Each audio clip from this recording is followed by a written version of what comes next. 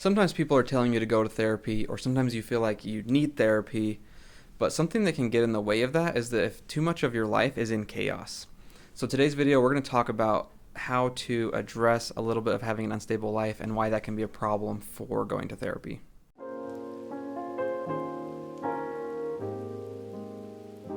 Any stories shared in this podcast have had names and details changed for the confidentiality of clients. Any resemblance to someone real is coincidental. Hello everybody, thank you for joining us for another episode. In today's episode, we are going to talk about why therapy doesn't work if your life is just too unstable to receive treatment. So that might sound kind of contradictory because I think we assume that therapy is for someone who's got maybe an unstable life. And that could be true. But sometimes there are situations when I feel like things are just too unsettled in somebody's life for therapy to ever actually work. Right. So I was just saying a minute ago that I once worked with somebody who they got stabbed, and a couple of days later, all of their friends are telling them like, wow, you need to go to therapy. And this person still was like pretty physically, they were very physically wounded. Probably should have been in the hospital still. Well, they got out of the hospital, but like literally got out of the hospital and came to my office. Ugh. And they were honestly still way too traumatized, and their life was still way too unstable for me to step in and help them in any way that really would have made any kind of difference, right? Because if you got stabbed a couple of days ago and you've got the circumstances surrounding this were all so wild. So the person needed to figure out like where they were going to live and who their real friends were and things like that. Not the person that stabbed them, probably. Yeah, probably not that person. But really, like, to step into therapy and think you're going to process through any of the feelings associated with this when you don't know where you're going to live and you're not even physically stable. Like, what are we supposed to do in therapy with that? That it really can't be that helpful. If you already had a therapist, I think maybe you could go in and have a bit of like a crisis session with them. But to start new in therapy with somebody at that point, I don't really see how that could be very helpful.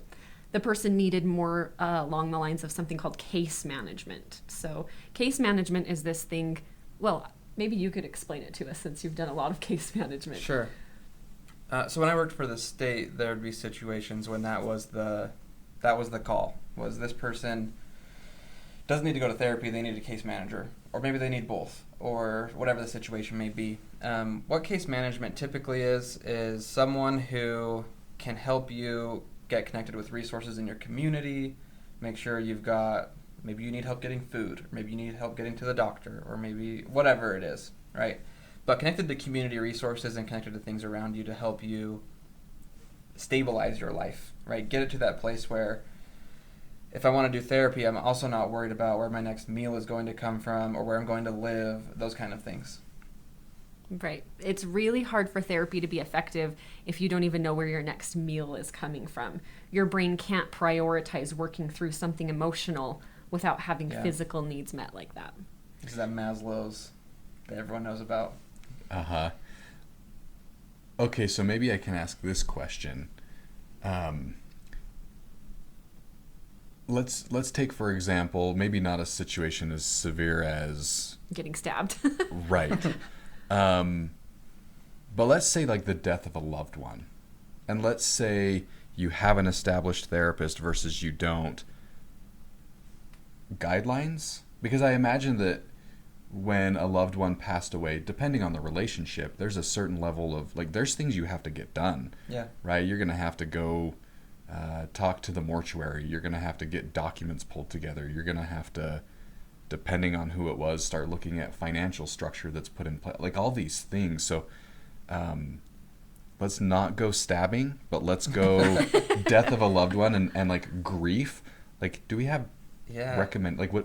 I don't know if I have really solid recommendations, but I do. It is like, this is something I think I've had multiple conversations with multiple clients about, even in just the few years that I've done this, where someone loses a loved one and they come to me and they're established, right? I've known them for some period of time, and they're like, I need to process this loss. Let's EMDR, let's do this, let's talk, let's whatever. And it usually ends up being a lot of me having to say, okay, we will, but not right now. Like, they haven't even given it time to settle in their brain, to go through some of the grieving process, and there's some benefit in talking about some of that. But if you really want to like process trauma, you need to be somewhat removed from the trauma, or else you're like, I don't know, you're trying to convince your brain that something that's happening right now is not really happening almost. Yeah, I think so too. And, I do think that because obviously therapy can be very helpful for somebody going through grief. But again, there needs to be at least a little bit of stability. You at least need to be able to be at a point where your brain could like actually tolerate you sitting and going through some of the emotional stuff, as opposed to like, what am I going to do when I get home? Because I don't know how I'm going to handle all of these finances and all of these things that haven't been taken care of yet. If your brain is right there, you're going to come into therapy and that's going to be all you can talk about. You're not going to be like work.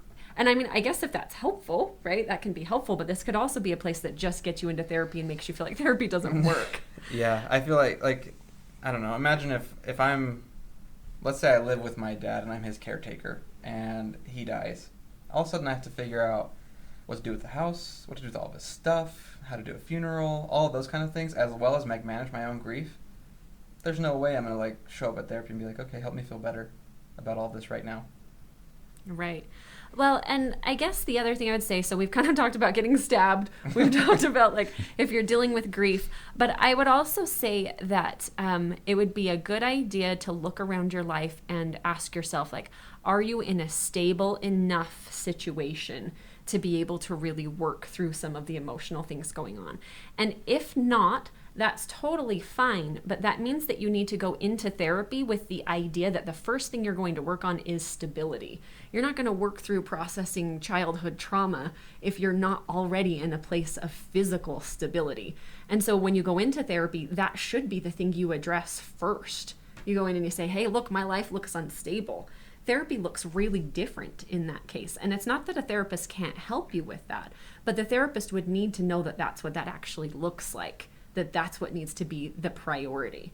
If you're not sleeping, you're not showering, you're not taking care of yourself, you're not in a safe situation, you don't have transportation, you don't have a job, you don't have food, those kinds of things really need to be addressed before any underlying emotional stuff can be.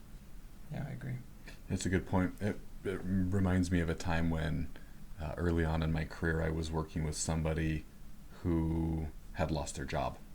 And I mean, even that alone, maybe everything else is stable, but job loss is enough of a big shift that it's hard to ensure stability, if you have a spouse and children. And so there are probably times, maybe to summarize this, there are probably times where when something happens, the first phone call shouldn't be the therapist, even if they're an established therapist. Maybe I'm calling a friend or a neighbor for support, maybe a family member for support. And we create some stability so that we can walk into therapy to do the treatment and the processing. Right. Well, and again, I mean, I guess I would like to reiterate, it's not that therapy can't help you if you're in an unstable place. Sure. It's just that treatment needs to be along the lines of helping you get stable. I can't tell you how many times I've had people come in and tell me, look, I want to deal with this trauma that I went through. And then as we like dig into things a little bit further, they're not even sure where they're going to be living next week. Like, we can't process trauma if you're not sure where you're going to be living next week. Your body just doesn't feel stable enough.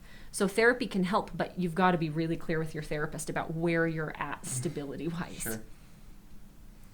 Okay, well, hopefully something in this video was helpful for you guys. If that is something you need, you have a therapist, talk to your therapist about it.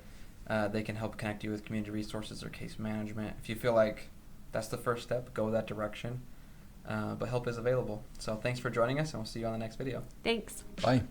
If you enjoyed today's video, please like and subscribe. Thank you so much for watching. We've got other videos for you to check out and more exciting things coming soon. So thank you.